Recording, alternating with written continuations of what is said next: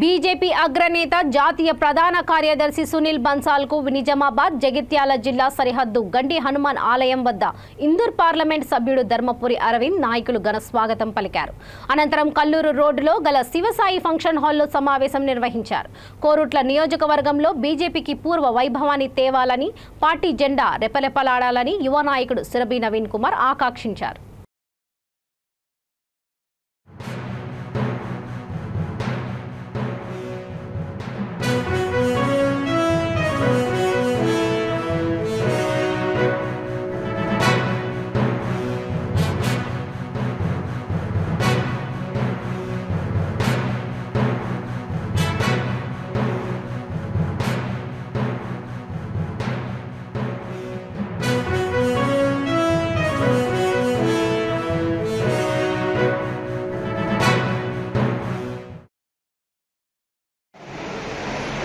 उसके बारे में कुछ कहानियां अगर आज आप सोशल मीडिया पर देखेंगे, मैं रोजाना ऐसी 10-20 कहानियां समय मिलता है तो पढ़ता हूं.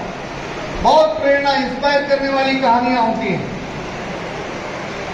एक गांव में पहली बार मोदी जी के आने के बाद जो 18,000 गांव आज भी ऐसे थे जिनमें बिजली नहीं पहुंची, मोदी जी के आने के बाद उस गांव में बिजली पहुंचती है.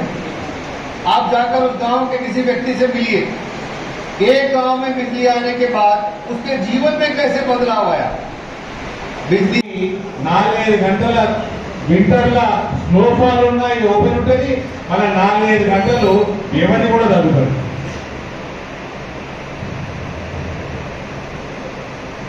ఇండియాస్ గ్రాండ్ ఇన్ఫ్రాస్ట్రక్చర్ ప్లాన్ గతిశక్తి ఈ అమృత్ కాల్ 75 సంవత్సరాల నుంచి 100 సంవత్సరాల 25 సంవత్సరాలు స్వాతంత్రం వచ్చినాక ఈ అమృత్ కాలంలో గతి 9 సంవత్సరాలు కంప్లీట్ చేయడం జరిగింది.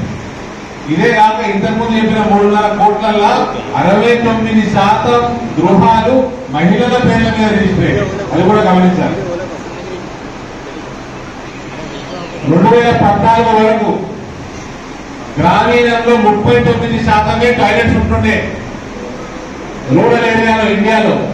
ఇప్పుడు 2023లో 100% ప్రతి ఇంటికి మనకు టాయిలెట్ కట్టించిన ఘనత నరేంద్ర మోదీ గారి ప్రభుత్వం.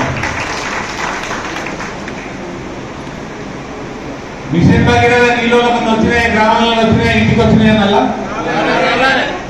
ఇవాళ ఘర్ ఘర్ జల్ కార్యక్రమంలో 12 కోట్ల ఇళ్లకి మంచినీటి సరఫరా